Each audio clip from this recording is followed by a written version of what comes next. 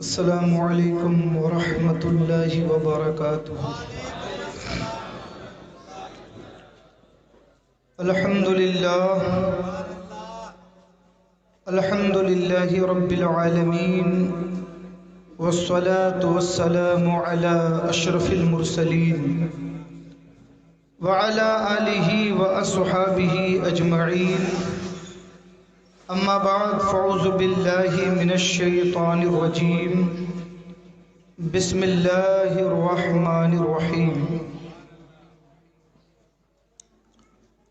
ان الذین قالوا ربنا اللہ ثم استقاموا تتنزل علیہم الملائکہ الا تخافوا ولا تحزنوا وابشروا بالجنة التي كنتم توعدون۔ صدق اللہ مولانا العظیم وصدق رسولہ النبی الامین المعین الکریم، ونحن على ذلك لمن الشاہدین ومن الشاکرین، والحمد للہ رب العالمین۔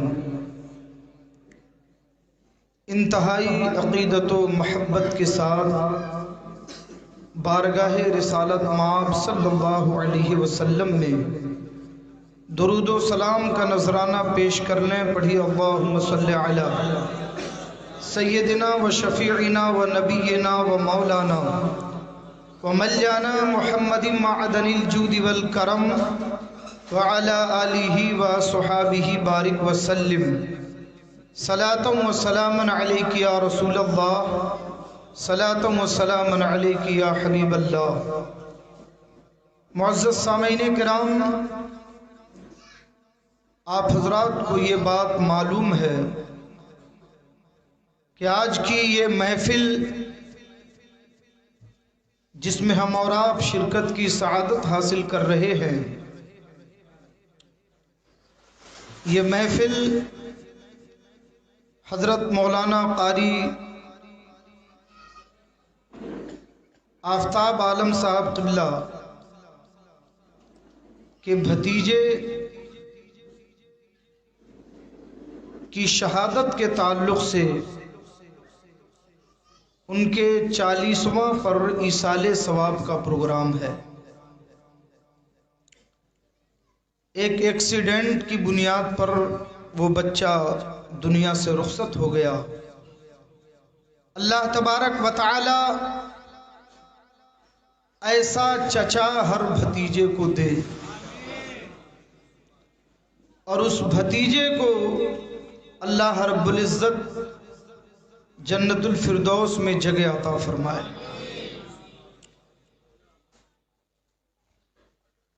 میرے عزیزوں، میرے دوستوں، دنیا سے ہر ایک کو جانا ہے،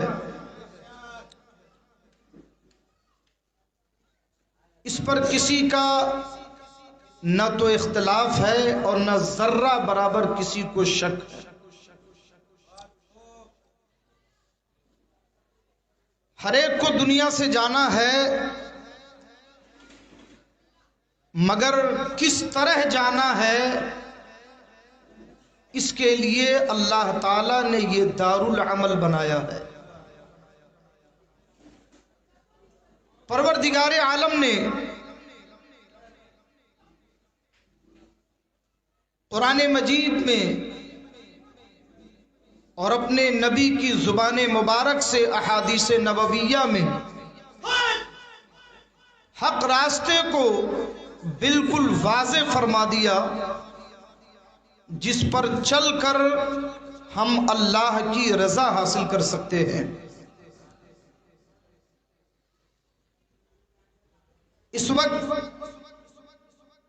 پورے ملک کے اندر جس طریقے سے فتنہ ارتداد بڑھ رہا ہے اور اسے بڑھایا جا رہا ہے، ایسے میں ہماری ذمہ داری بنتی ہے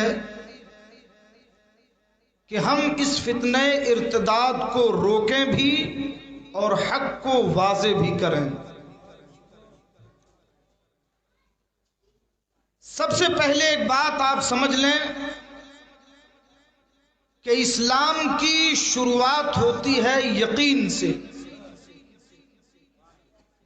ایمان کا معنی ہی ہے یقین کرنا، ایسا یقین کہ ذرہ برابر شک اور شبہ کی گنجائش نہ رہے۔ بہت غور سے آپ باتیں سمجھیں۔ اللہ ایک ہے تو ہے، دوسرے کا تصور اور خیال بھی نہیں۔ قیامت کا دن حق ہے تو ہے، ذرہ برابر اس میں شک و شبہ نہیں۔ سارے نبیوں کے امام ہمارے نبی آخری پیغمبر ہیں، ایسا یقین کہ ذرہ برابر شک و شبہ کی گنجائش نہیں۔ مرنے کے بعد اٹھنا ہے، خدا کی بارگاہ میں اعمال کا جواب دینا ہے، یہ ایسا یقین ہے کہ جس میں ذرہ برابر شک نہیں۔ اور جب یہ یقین پیدا ہو جائے گا تو ارتداد کبھی نہیں آئے گا۔ ارے بولو بھائی، آدمی مرتد کب ہوتا ہے؟ جب اسے اپنے معاملے میں اپنے دین کے بارے میں شک پیدا ہو جائے، جب اس کا ایمان ڈاماڈول ہو جائے، تب وہ ارتداد کا شکار ہوتا ہے۔ اسلام نے پہلے مرحلے میں ارتداد کی جڑ کاٹ دی اور یہ بتا دیا کہ مسلمان وہی ہے جو پکا یقین کرے۔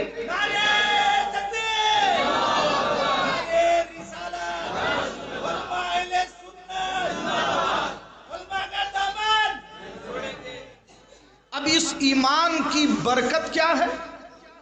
اگر واقعی ایسا یقین پیدا ہو جائے،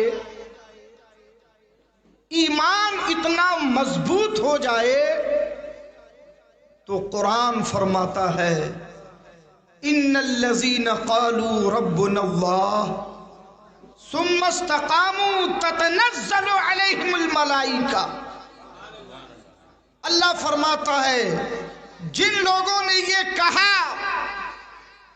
کہ ہمارا رب اللہ ہے، ان الذین قالوا ربنا اللہ ثم استقاموا، پھر پورے یقین کے ساتھ اس پر قائم رہے، کبھی شک نہیں ہوا، ایمان قبول کیا تو پوری طاقت کے ساتھ پورے یقین کے ساتھ اس پر قائم رہے۔ اللہ فرماتا ہے تتنزل علیہم الملائکہ، ان پر رحمت کے فرشتے اترتے، ان پہ رحمت کے فرشتے اترتے ہیں۔ اور جب یہ لوگ دنیا سے چلے جاتے ہیں، جانا تو سب کو ہے نا، جب یہ لوگ دنیا سے جاتے ہیں ایسے یقین والے، جب یہ دنیا سے جاتے ہیں تو ان کے لیے ارشاد ہوتا ہے اللہ تخافوا ولا تحزنوا، کوئی خوف نہ کرو، کوئی غم نہ کرو، ابشروا بالجنت التي كنتم توعدون، بشارت قبول کرو اس جنت کی جس کا تم سے وعدہ کیا گیا۔ تو یہ یقین پیدا ہونا یہ بہت ضروری ہے۔ اگر یہ یقین ہر مسلمان کے دل میں پیدا ہو جائے تو ارتداد کا جانور اپنا سر پٹک کے مر جائے گا۔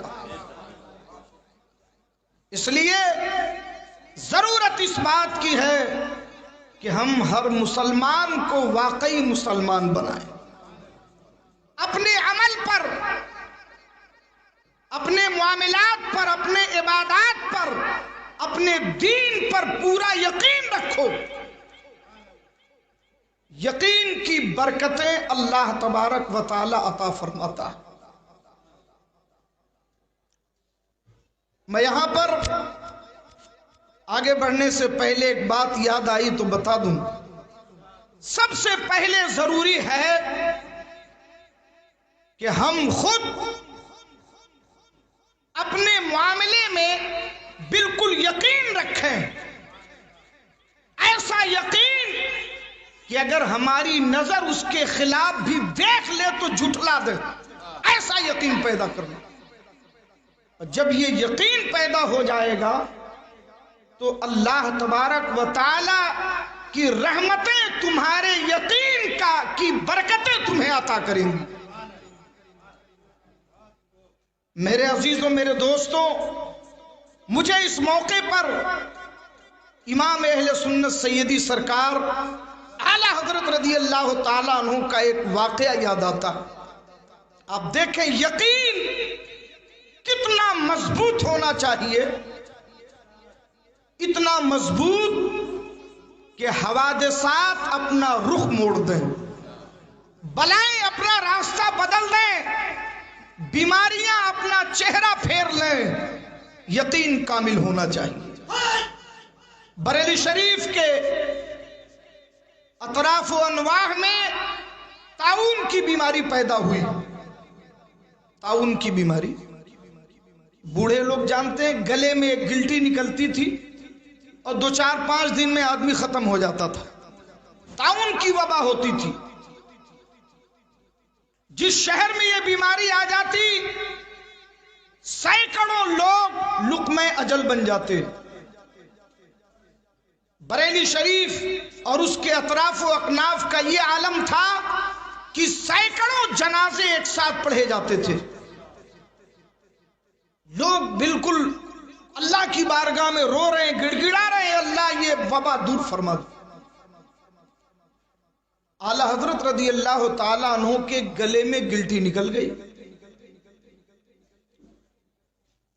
سارے مریدین متوسلین اور اہل خانہ پریشان ہیں، یا اللہ یہ کیا ہو گیا.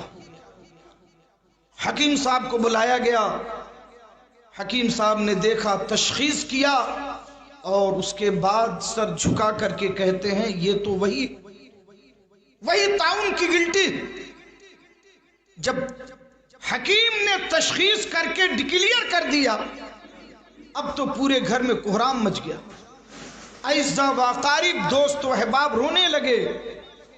دوسرے حکیم صاحب کو بلایا گیا، انہوں نے بھی یہی کہا. شہر کے سب سے ماہر حکیم کو بلایا گیا، انہوں نے بھی تشخیص کے بعد یہ ڈکلیئر کر دیا کہ یہ طاعون ہی کا مرض ہے، طاعون کی گلٹی. گلا سوجا ہوا، کوئی چیز کھا نہیں پا رہے، دانت پہ لگا ہوا، کوئی چیز چبانا مشکل، سب لوگ حیران و پریشان. اعلی حضرت رضی اللہ تعالیٰ عنہ نے فرمایا، سنو غور سے، اعلی حضرت رضی اللہ تعالیٰ عنہ نے فرمایا کہ مجھے نہ تو طاعون کی گلٹی ہے اور نہ کبھی ہو سکتی ہے. آپ کو دعا بھی بتائی گئی، پڑھایا جاتا ہے، مگر ہمیں یقین نہیں رہتا. چھینک آتی ہے، پریشانی آتی ہے، بخار آ جاتا ہے، وہیں پہ متزلزل ہو جاتے ہیں، کرونا ہو گیا. صبح شام دعا پڑھ رہے ہیں پھر بھی یقین نہیں. اس سے کبھی برکت حاصل نہیں ہوتی. اعلی حضرت رضی اللہ تعالیٰ عنہ نے کیا فرمایا؟ نہ مجھے طاعون کی گلٹی ہے اور نہ کبھی ہو سکتی ہے. اب لوگ حیران ہیں کہ یا اللہ، ڈاکٹر نے متعین کر دیا، سامنے دکھ رہا ہے، تکلیف محسوس ہو رہی ہے، کھا نہیں پا رہے، نقاہت، کمزوری، بخار، یعنی طاعون کی جتنی علامتیں ہوتی ہیں وہ ساری نشانیاں پائی جا رہی ہیں. ڈاکٹر کہہ رہا ہے، مگر اعلی حضرت پورے یقین کے ساتھ کہتے ہیں کہ نہ مجھے طاعون کی گلٹی ہے اور نہ کبھی ہو سکتی ہے. لیکن حالت دیکھ کر کے اب لوگ حیران پریشان.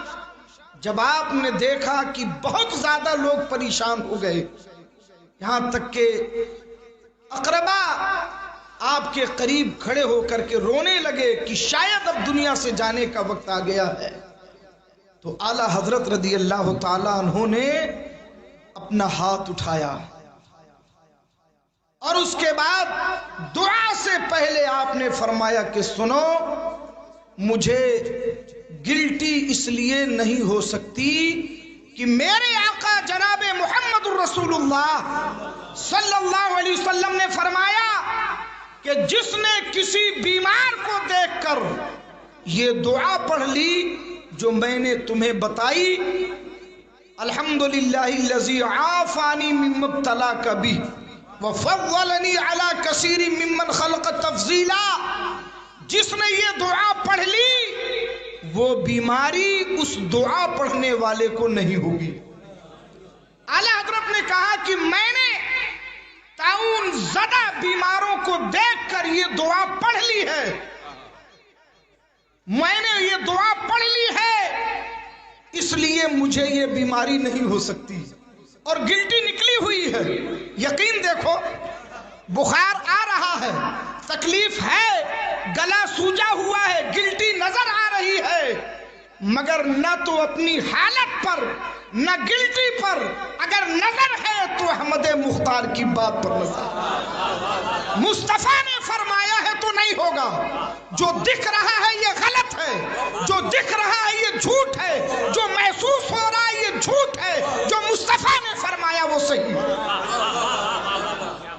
نعرہ تکبیر، نعرہ رسالت، اذان سرکار اعلیٰ حضرت، نعرہ تکبیر، نعرہ رسالت۔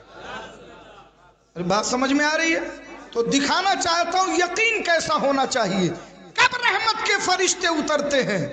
تتنزل علیہم الملائکہ، ان پر رحمت کے فرشتے اترتے ہیں جب پکا یقین ہو۔ اعلیٰ حضرت نے کہا مجھے نہیں ہو سکتا، اعلیٰ حضرت کہہ رہے ہیں اور لوگ دیکھ رہے ہیں، حالت دیکھ رہے ہیں۔ جب آپ نے دیکھا کہ جو مجھے حق الیقین ہے اب انہیں عین الیقین کرا دوں، جو حق الیقین ہمیں ہے انہیں دکھا دیا جائے، تو اعلیٰ حضرت رضی اللہ تعالیٰ عنہ نے دعا کے لیے ہاتھ اٹھایا، اور دعا میں بھی کیا انداز عاشقانہ ہے۔ یہ نہیں کہا اے مولا یہ بیماری دور کر دے، اے مولا میرا مرض ٹھیک کر دے، اے مولا مجھے صحت مند کر دے، بلکہ آپ نے جو دعا مانگی آپ عرض کرتے ہیں اے پروردگار اللہم صدق الحبیب وکذب الطبیب، اے مولا ہمارے حبیب کو سچا کر دے، ڈاکٹر کو جھوٹا کر دے۔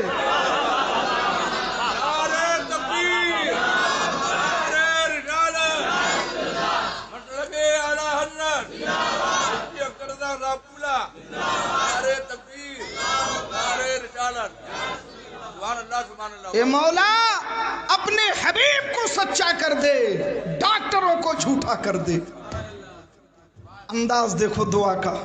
اور اس کے بعد یہ رات کا واقعہ ہے، خود فرماتے ہیں صبح فجر کے وقت ایک قے ہوئی خالص خون کی، اور اس کے بعد میں نے فجر کی نماز پڑھی، نہ وہ گلٹی رہی نہ اس کا نام و نشان رہا۔ یقین وہ ہو کہ بلائیں رخ موڑ دیں،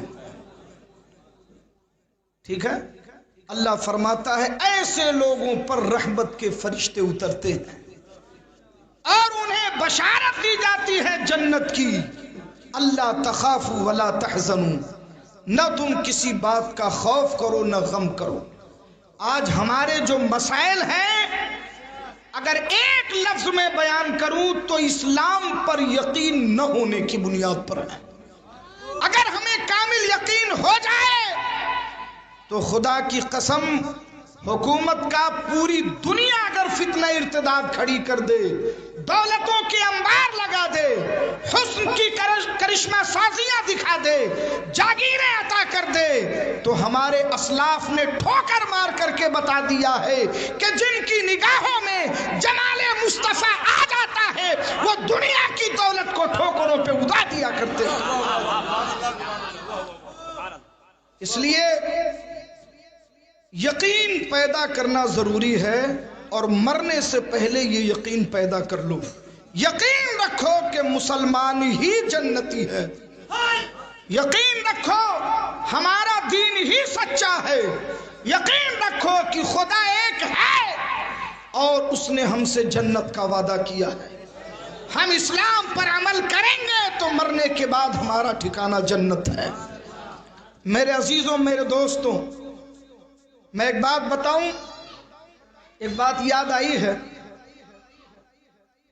علماء کرام معاف کریں گے ہمیں، میں تنقید کے لیے نہیں بلکہ ہم سب سے پہلے یہ اپنی اصلاح کے لیے کہہ رہے ہیں، اور آپ سب کو اس کے لیے سبق ہے۔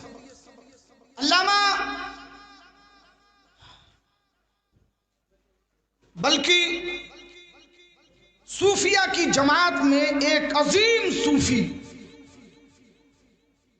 مولانا روم علیہ الرحمہ، ان کی ایک کتاب بہت مشہور ہے جس کو مثنوی شریف کہا جاتا ہے۔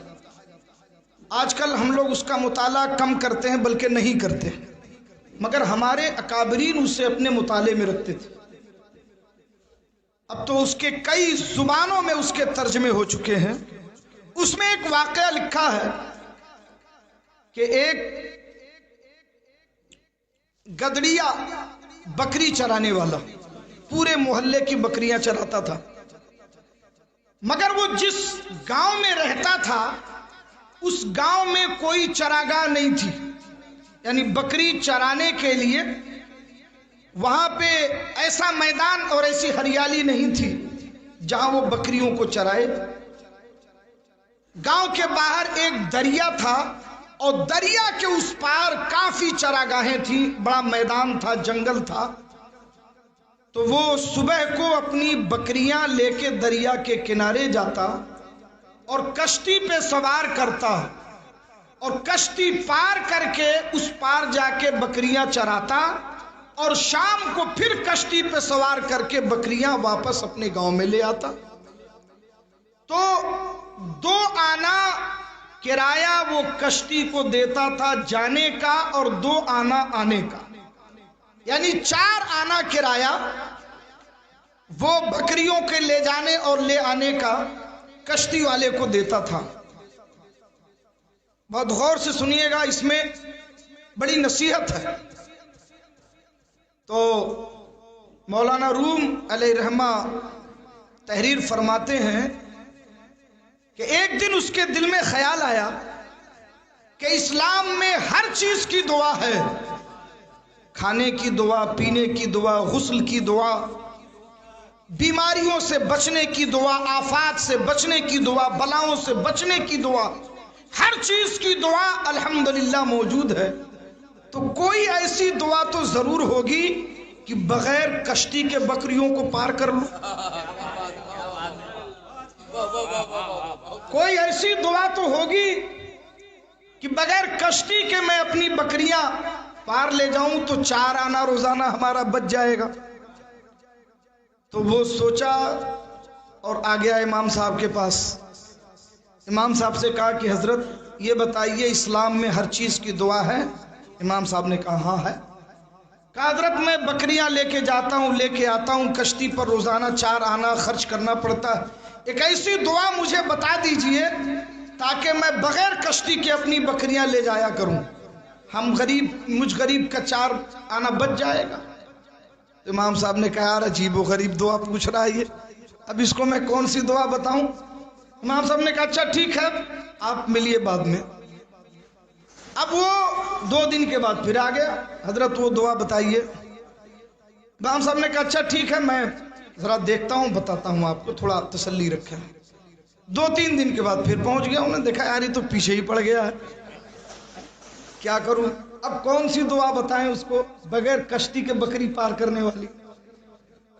بہرحال جب وہ ایک دم پیچھے پڑ گیا تو انہوں نے جان چھوڑانے کے لیے انہوں نے کہا دیکھو ایک کام کرو، تم جب بکریاں لے کر کے دریا کے کنارے پہنچنا تو میں تمہیں ایک دعا سکھا رہا ہوں، بسم اللہ الرحمن الرحیم، یہ دعا پڑھتے ہی رہنا اور دریا میں چلتے رہنا، تم بھی پار ہو جاؤ گے، بکریاں بھی پار ہو جائیں گی۔ کہا یار جاؤ، جان تو چھوڑو ہماری۔ اب وہ دیہاتی غریب ایک چرواہا مسلمان، اس نے یقین کر لیا امام صاحب نے بتایا بالکل صحیح بتایا۔ اسے اس بات کا یقین آ گیا کہ اس دعا کے بعد چاہے دریا میں جتنا پانی ہو، نہ وہ مجھے ڈبا سکتی ہے نہ میری بکریوں کو۔ دوسرے دن ساری بکریاں لے کے صبح کو دریا کے کنارے پہنچا، اور پھر اس نے پورے یقین کے ساتھ بسم اللہ شریف کا وظیفہ شروع کیا، اور بکریوں کو لے کے بڑھتا رہا، بڑھتا رہا، بڑھتا رہا، بڑھتا رہا، بیچ دریا میں پہنچا، یہاں تک کہ دریا پار کر گیا، دریا کے پار اتر گیا۔ شام تک بکریاں چرائیں، اور پھر شام کو یہی وظیفہ پڑھتے ہوئے پار آ گیا۔ اب اس کے بعد اس کا روزانہ کا معمول ہو گیا، کئی مہینے گزر گئے، وہ بسم اللہ شریف کے وظیفے سے اپنی بکریوں کو لے کے جاتا اور پھر شام کو واپس آ جاتا۔ کشتی کی ضرورت نہیں پڑی۔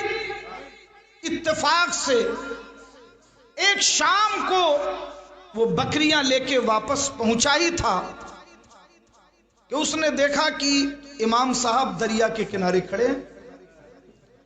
امام صاحب کشتی والے سے کہہ رہے تھے کہ بھائی مجھے دریا کے اس پار جانا ہے، مجھے کچھ ضرورت ہے اور تم مجھے پہنچا دو۔ کشتی والے نے کہا حضرت سورج ڈوب گیا ہے، کشتی میں نے کنارے لگا دی ہے، رات میں ہم لوگ کشتی نہیں چلاتے، آپ صبح آئیے انشاءاللہ میں آپ کو بڑے احترام سے پہنچاؤں گا۔ امام صاحب کو کوئی سخت ضرورت تھی، کہیں جانا تھا، انہوں نے کہا بھائی تم جو قیمت مانگو میں تمہیں دوں گا، مگر مجھے کشتی سے ہمیں پار پہنچا دو۔ اب وہ انکار کر رہا ہے، امام صاحب اصرار کر رہے ہیں، مگر وہ تیار نہیں ہو رہا ہے۔ اس نے چرواہے نے دیکھا کہ یار کچھ معاملہ چل رہا ہے امام صاحب سے اور کشتی والے سے۔ وہ آیا قریب، اس نے کہا حضرت کیا بات ہے؟ کہا کہ مجھے اس طرف جانا ہے اس پار، اور یہ کشتی والا تیار نہیں ہو رہا، کہتا کہ اب صبح ہی جائے گی کشتی۔ تو اس نے کہا حضرت چھوڑیے اس کو، کہاں آپ اس سے بحث کر رہے ہیں؟ ارے جو وظیفہ آپ نے مجھے بتایا تھا وہی وظیفہ پڑھ کے پار ہو جائیے۔ اب امام صاحب اتنا دن ہو گیا تھا کہ بھول بھی گئے تھے کہ یار یہ کب آیا تھا، میں نے اس کو کیا بتایا تھا۔ تو امام صاحب کو کچھ دیر کے بعد یاد آیا کہ یار یہ تو وہی آدمی ہے۔ تو امام صاحب نے کہا کہ اچھا کیا کرنا چاہیے؟ کہا حضرت ایسا کیجئے کہ جو وظیفہ آپ نے مجھے سکھایا ہے میں وہی وظیفہ پڑھ کر کے چلتا ہوں۔ جب دیکھا امام صاحب نہیں جانے کو تیار ہے، کہا میں چلتا ہوں ساتھ میں آپ کے، چلیے۔ اب امام صاحب انکار بھی نہیں کر سکتے، وظیفہ خود ہی بتائے تھے، تو کہا کہ بھائی ٹھیک ہے چلو، میں نے پہلے علماء سے معذرت کر لی ہے، یہ لوگ ہمیں معاف رکھیں گے۔ اب وہ مثنوی شریف کا واقعہ ہے تو ہمیں بیان کرنا پڑ رہا ہے۔ خیر، اس نے کہا چرواہے نے کہ امام صاحب چلیے ہم چلتے ہیں، رات ہو گئی، اکیلے مت جائیے۔ انہوں نے کہا تم ٹھیک کہتے ہو، تم ساتھ میں چلو۔ اس نے بسم اللہ شریف کا ورد شروع کیا، آگے آگے وہ چرواہا، پیچھے پیچھے امام صاحب۔ کہا حضرت ہم بھی پڑھ رہے ہیں، آپ بھی پڑھتے رہیے، میں تو روزانہ ایسے ہی آتا جاتا ہوں۔ اب بیچ دریا میں پہنچے، امام صاحب ڈوب گئے۔ اس نے پیچھے دیکھا تو امام صاحب کہیں ہے ہی نہیں، تو اس نے دیکھا یار تو معاملہ گڑبڑ ہو گیا، ڈھونڈا، ہاتھ پاؤں چلایا تو ہاتھ ان کا مل گیا، اس نے پکڑا، اس کے بعد جو ہے ان کو کندھے پہ سوار کیا، اور پھر اپنا وظیفہ پورا کرتے ہوئے وہ دریا کے پار آ گیا۔ امام صاحب کو بیٹھانے کے بعد اس نے کہا حضرت مجھے ایک بات نہیں سمجھ میں آئی۔ کہا کیا؟ کہا حضور جو وظیفہ آپ نے مجھے بتایا اسی وظیفے کو پڑھ کر آج کئی مہینے کا زمانہ گزر گیا، میں وہی وظیفہ پڑھ کے آتا بھی ہوں، جاتا بھی ہوں۔ ارے میں تو کیا، میری بکریاں بھی آج تک نہیں ڈوبی، مگر حضور آپ ہی نے وظیفہ بتایا اور آپ ہی ڈوب گئے۔ امام صاحب نے بہت سچی اور بہت پتے کی بات کہی۔ انہوں نے اسے اپنے سینے سے لگایا اور لگانے کے بعد کہا، بیٹا وظیفہ تو میں نے ہی تمہیں بتایا تھا، مگر ہمارے تمہارے درمیان ایک فرق ہے۔ فرق یہ ہے کہ وظیفہ تو میں نے بتایا، مگر یقین کی جو دولت تیرے پاس ہے وہ دولت میرے پاس نہیں تھی، وہ دولت میرے پاس نہیں تھی، اس لیے تو ہمیشہ پار ہوتا رہا اور میں ڈوب گیا۔ تو یقین پیدا کرنا ضروری ہے۔ اسلام کا ہر عمل اچھا ہے، ہم کسی بھی عمل سے سمجھوتا نہیں کر سکتے۔ ہمیں یقین ہے کہ ہمارا دین اول سے لے کے آخر تک ہر قانون، ہر سنت، ہر بات ہمارے دین کی حق ہے، ہم کسی چیز سے سمجھوتا نہیں کر سکتے۔ اور جب یہ یقین پیدا ہوگا تو ارتداد کا فتنہ خود ہی ختم ہو جائے گا۔ میرے عزیزوں، میرے دوستوں، اس یقین کا فائدہ تمہیں یہاں نظر آئے نہ آئے مگر آخرت میں ضرور آئے گا۔ یاد رکھنا، مرنے سے پہلے ایسا بن جاؤ کہ فرشتے کہیں، ابشروا بالجنت التی کنتم توعدون، بشارت قبول کرو اس جنت کی جس کا تم سے وعدہ کیا گیا۔ میرے عزیزوں، میرے دوستوں، یہ ایصال ثواب کی محفل ہے۔ نبی اکرم صلی اللہ تعالی علیہ وسلم نے ہمیں بتایا کہ جب تمہارے لوگ دنیا سے رخصت ہو جائیں تو ان کے حق میں ایصال ثواب کرو، اور انہیں وہ ثواب پہنچتا بھی ہے، انہیں وہ ثواب پہنچتا بھی ہے۔ چنانچہ حضرت سیدنا امام حسن بصری رضی اللہ تعالیٰ عنہ، مشہور محدث، حضرت مولائے کائنات کے شاگرد رشید اور اپنے زمانے کے عظیم صوفی، ان کی بارگاہ میں ایک خاتون حاضر ہوئی اور اس نے کہا کہ حضور، میری اکلوتی بیٹی، بڑی چہیتی بیٹی، بہت پیاری بیٹی، جو میرے آنکھوں کا نور تھی، میرے دل کا سرور تھی، میری زندگی کا حاصل مقصد تھی، جسے دیکھ کر میں زندگی گزارتی تھی، اس کا انتقال ہو گیا، وہ دنیا سے رخصت ہو گئی۔ میرا جی چاہتا ہے کہ میں ایک مرتبہ خواب میں اس کی زیارت کروں، ایک مرتبہ کوئی ایسا وظیفہ اور کوئی ایسی دعا آپ بتا دیں کہ میں اس پر عمل کر کے اپنی فوت شدہ بچی کی زیارت کر سکوں۔ تو حضرت سیدنا امام حسن بصری رضی اللہ تعالیٰ عنہ نے فرمایا کہ ٹھیک ہے، آج جب تم عشاء کی نماز پڑھ لینا تو 4 رکعت نماز نفل پڑھنا، اور نماز نفل اس طرح پڑھنا کہ ہر رکعت میں سورہ فاتحہ کے بعد سورہ تکاثر پڑھنا، اور اس کے بعد داہنی کروٹ پر درود شریف پڑھتے ہوئے سو جانا۔ انشاءاللہ خواب میں تمہاری بچی تمہیں نظر آ جائے گی۔ بعض علماء نے اس روایت کو نقل کرنے کے بعد لکھا ہے کہ اگر کوئی اپنے کسی خاص مردے کی زیارت کرنا چاہے تو وہ اس پر عمل کرے، انشاءاللہ اسے بھی وہ زیارت نصیب ہو جائے گی جس کو وہ دیکھنا چاہتا ہے۔ اب حضرت سیدنا امام حسن بصری نے اسے یہ وظیفہ بتایا اور اس خاتون نے جا کر کے ایسا کیا تو خواب میں اس کی بچی نظر آئی۔ اس نے خواب میں دیکھا بچی تو نظر آئی مگر اتنی بری حالت میں دیکھا کہ وہ سخت ترین عذاب میں گرفتار ہے.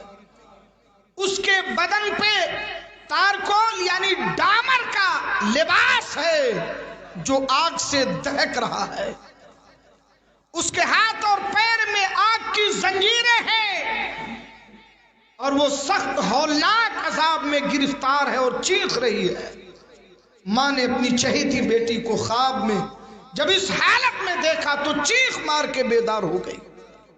صبح کا انتظار کیا اور حضرت سیدنا امام حسن بصری کی بارگاہ میں، حضور آپ نے جو وظیفہ بتایا میں نے اپنی بیٹی کو دیکھا، اس وظیفے کی برکت سے خواب میں وہ نظر آئی مگر ایسی حالت میں کہ نہ دیکھتی تو بہتر تھا. کچھ ایسا کرے کہ میری بیٹی کا عذاب دور ہو جائے. آپ نے فرمایا کہ مردوں کے لیے صدقہ کرو، اللہ تعالیٰ صدقے کی برکت سے انشاءاللہ تیری بچی کے عذاب کو دور کر دے گا. وہ خاتون چلی آئی. کچھ دنوں کے بعد حضرت سیدنا امام حسن بصری نے ایک خواب دیکھا کہ ایک بڑا ہی حسین و جمیل باغ ہے اور اس خوبصورت باغ میں ایک نورانی تخت بچھا ہے اور اس نورانی تخت پر ایک حسین و جمیل لڑکی ہے جس کے سر پر بڑا ہی روشن تاج ہے، بڑا خوبصورت لباس پہنے وہ بیٹھی ہے. حضرت امام حسن بصری نے جب اسے دیکھا خواب میں تو وہ لڑکی مسکرائی اور مسکرانے کے بعد کہتی ہے کہ حضرت کہ آپ نے مجھے پہچانا؟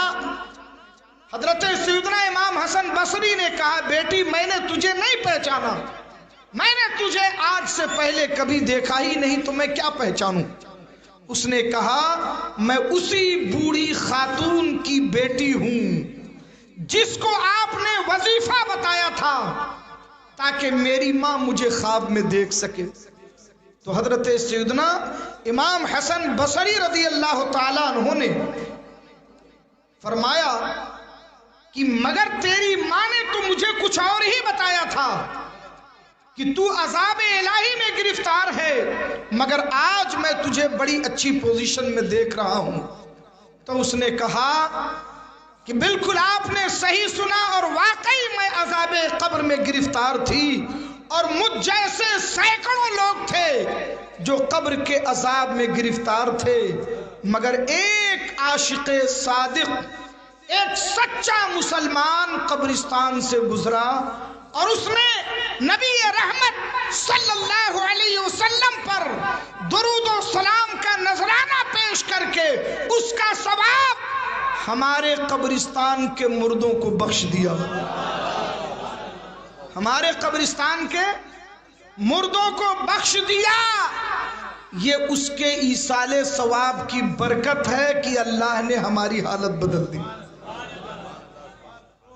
اس لیے یہ جو مردے ہم سے دنیا سے رخصت ہو جاتے ہیں، ہم اہل سنت والجماعت کا یہ طریقہ ہے کہ ہم ان کے لیے ایصال ثواب کرتے ہیں اور یہ پوری محفل اس بچے کے ایصال ثواب کے لیے منعقد کی گئی. اللہ تبارک و تعالی اس کی روح کو اس کا ثواب پہنچائے اور اس کے درجات کو بلند فرمائے. اور یاد رکھنا کہ نبی اکرم صلی اللہ علیہ وسلم پر کثرت سے درود پڑھنا یہ حضور اکرم صلی اللہ علیہ وسلم کی بارگاہ میں آپ کی ایک پہچان بناتا ہے. یہ بہت بڑی بات ہے. ثواب تو الگ ہے، ثواب کی بات تو الگ ہے، بہت سارے ثواب کی باتیں ہیں، مگر حضور پہ درود پڑھنے والا عام مسلمانوں میں خاص پوزیشن یہ ہے کہ بارگاہ رسالت میں اس کی پہچان رہتی ہے اور میرے آقا اسے خاص طور پہ پہچانتے ہیں کہ یہ مجھ سے محبت کرنے والا ہے. اور ہمارے اسلاف نے، ہمارے بزرگوں نے، دیکھو پورا قرآن پڑھ ڈالو اگر یقین نہ ہو تو کچھ نہیں ہوگا. اور ایک آیت تو دور کی بات ہے، درود شریف کا وظیفہ اگر پورے یقین کے ساتھ ہو تو اللہ تعالیٰ اس کی برکتیں ضرور عطا فرمائے گا۔ آپ کو معلوم ہے اور علماء اچھی طرح جانتے ہیں، ایک کتاب ہے جس کا نام ہے دلائل الخیرات۔ دلائل الخیرات کے جو مصنف ہیں حضرت سیدنا محمد بن سلیمان الجزولی الحسنی رحمت اللہ تعالی علیہ، بہت بڑے پائے کے عالم، بہت بڑے بزرگ، مگر یہ کتاب انہوں نے کیوں لکھی؟ اس میں احادیث نبویہ میں درود شریف پڑھنے کے جتنے صیغے ہیں ان تمام کو جمع کر دیا گیا۔ دلائل الخیرات، اس کتاب کا پورا نام ہے دلائل الخیرات والشوارق الانوار فی ذکر الصلاۃ والسلام علی النبی المختار، یہ ہے اس کتاب کا پورا نام۔ اس کتاب کے لکھنے کی وجہ کیا ہوئی کہ حضرت سیدنا محمد ابن سلیمان الجزولی رحمت اللہ تعالی علیہ وہ ایک سفر میں روانہ تھے،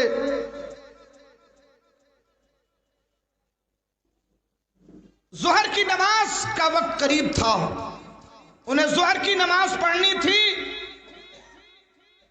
پانی کی تلاش میں آپ چاروں طرف دیکھ رہے تھے، کئی لوگ آپ کے ساتھ تھے، ایک چھوٹی سی بستی، چند گھروں کی بستی تھی، ادھر سے گزر ہوا تو دیکھا کہ یہ کنواں ہے، جب کنواں دیکھا تو اتر پڑے سواریوں سے کہ یار یہاں پانی ملے گا۔ کھڑی دوپہریہ کا وقت، بالکل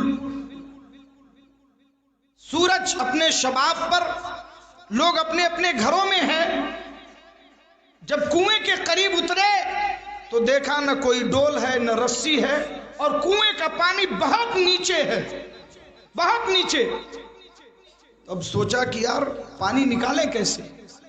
اب ادھر ادھر دیکھنے لگے کہ کسی کو کسی گھر سے آواز دے کر کوئی سامان منگائے، رسی ڈول منگائے تو پانی نکالے، کوئی تو نظر نہ آیا، مگر تھوڑی دور پر ایک بچی نظر آئی، 10-12 سال کی بچی نظر آئی، تو اس نے دیکھا کہ چند علماء ہیں جو حیران و پریشان، وہ قریب آئی، کہا کیا میں آپ کی کوئی خدمت کر سکتی ہوں؟ تو انہوں نے کہا کہ خدمت کچھ نہیں، ہمیں نماز پڑھنی ہے، پانی نکالنا، اور ہمارے پاس پانی نکالنے کا سامان نہیں ہے۔ تو اس بچی نے غور سے دیکھا، کہا من انت، آپ کون؟ انہوں نے کہا کہ میں محمد ابن سلیمان الجزولی ہوں۔ کہا آپ اتنے بڑے عالم،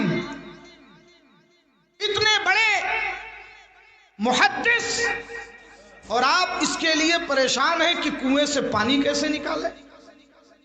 کہا ارے ڈول نہیں، رسی نہیں، تو نکالوں کیسے؟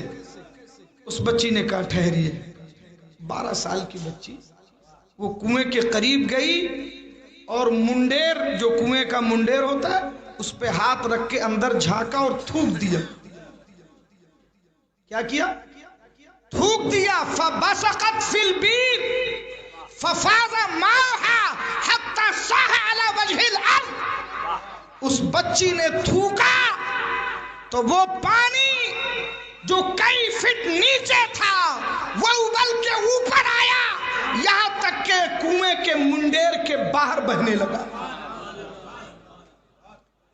لوگوں نے جلدی جلدی وضو کیا، پانی پیا، نماز پڑھی، اور اس کے بعد اس بچی کو پکڑ لیا، کہ اللہ کی بندی تو ہے کون، اور یہ کمال تیرے اندر کہاں سے پیدا ہوا؟ ہم یہاں حیران ہیں، پانی کیسے نکالے؟ تو نے صرف تھوک دیا اور پانی باہر آ گیا، یہ کمال تیرے اندر کہاں سے آیا؟ تو کون سا وظیفہ کرتی ہے، کون سی دعا پڑھتی ہے، کون سی عبادت کرتی ہے؟ اس بچی نے بڑا عاشقانہ جواب دیا۔ اس بچی نے کہا ابھی میں اس لائق نہیں کہ مجھ پر عبادتیں فرض ہوں، ابھی میں اس لائق نہیں، مگر ایک عمل ہے، یہ سارا کمال جو آپ نے دیکھا، یہ کمال صرف رسول پاک پر درود پڑھنے کی برکت ہے۔ میں اپنے پیارے نبی کی محبت میں ڈوب کر جب درود پڑھنے لگتی ہوں تو مجھے وقت کا احساس نہیں ہوتا۔ یہ اس منہ میں جو کمال آیا یہ حضور پہ درود پڑھنے کی برکت ہے۔ اب آپ کہیں گے صاحب جب درود پڑھنے کی برکت سے پانی آ سکتا ہے تو قرآن پڑھ لیں تو پورا سمندر نکل آئے گا۔ یقین کہاں ہے؟ وہ یقین بھی تو لاؤ، وہ زبان بھی تو لاؤ، وہ احساس بھی تو لاؤ، وہ کیف بھی تو لاؤ۔ جب وہ چیز پیدا ہوگی نا تو بڑے بڑے وظیفوں کی ضرورت نہیں، چھوٹے سے وظیفے سے بھی کام ہو جائے گا، مگر بات ہے یقین کی۔ تب اسی وقت حضرت محمد ابن سلیمان الجزولی صاحب دلائل الخیرات نے کہا، میں قسم کھاتا ہوں اس رب کی جس نے تجھے پیدا کیا کہ آج کے بعد کی پوری زندگی میں حدیث کی کتابوں میں اس لیے غرق کر دوں گا تاکہ درود کے سارے صیغوں کو جمع کر سکوں۔ اور اس کے بعد انہوں نے اپنا وعدہ پورا کیا، دلائل الخیرات شریف لکھی جو آج بزرگوں کا معمول ہے اور اس کی اجازتیں دی جاتی ہیں، مقبول بارگاہ وہ کتاب ہے۔ اب آخر میں کیا آپ وہ درود شریف سننا چاہیں گے جو وہ بچی پڑھتی تھی؟ بولیے کتنے لوگ سننا چاہتے ہیں؟ ماشاءاللہ، یہ درود شریف جو وہ بچی پڑھتی تھی یہ حزب البحر کے، یہ دلائل الخیرات شریف کے 7ویں بحر میں موجود ہے۔ وہ درود یہ پڑھتی تھی، اللہم صلی علی سیدنا و مولانا محمد وعلی آل سیدنا و مولانا محمد صلاۃً دائمۃً مبارکۃً، صلاۃً دائمۃً مبارکۃً تودع بها حقہ العظیم۔ یہ دعا ہو، یہ درود شریف کو پڑھتی تھی۔ اس وظیفے کی برکت یہ تھی کہ اس نے تھوک دیا تو کنویں سے پانی اوپر آ گیا۔ مگر یہ ساری باتیں کہنے کا مطلب یہ ہے کہ جو میں نے آیت کریمہ تلاوت کی، ان الذین قالوا ربنا اللہ ثم استقاموا تتنزل علیہم الملائکہ، یہ دشمن، یہ حالات، یہ ساری چیزیں بالکل بیکار اور بکواس ہیں۔ وہ یقین پیدا کرو تو رحمت کے فرشتے تمہاری حفاظت کریں گے۔ بس یہ چند باتیں مجھے عرض کرنی تھی۔ وقت ہو گیا تو باتیں زیادہ نہ ہوں، میرا مزاج یہی ہے کہ آپ اکتائیں نہیں، اتنا ہی میں گفتگو کرنا پسند کرتا ہوں۔ اتنی باتوں پہ عمل کریں، یقین پیدا کریں۔ بہت ساری چیزیں آپ آج کل واٹس ایپ پہ بھیجتے رہتے ہیں، یہ بھی بھیجیں کہ پکا مسلمان بنو، یقین والے مسلمان بنو، انشاءاللہ اللہ کی رحمتیں تمہاری مدد کریں گی۔ میں اپنی پوری تقریر کو، اس پوری محفل کو رسول پاک صلی اللہ علیہ وسلم اور آپ کے صدقے میں تمام انبیاء و مرسلین، پھر ان کے صدقے میں جملہ صحابہ صحابیات، پھر ان کے صدقے میں جملہ اولیاء کرام، پھر ان کے صدقے میں جملہ مومنین مومنات، پھر ان کے صدقے میں حضرت مولانا قاری آفتاب صاحب کے بھتیجے کی روح کو ایصال کرتا ہوں۔ اے اللہ تو اسے قبول فرما۔ استغفر اللہ ربی من کل ذنب واتوب الیہ۔ السلام علیکم ورحمۃ اللہ۔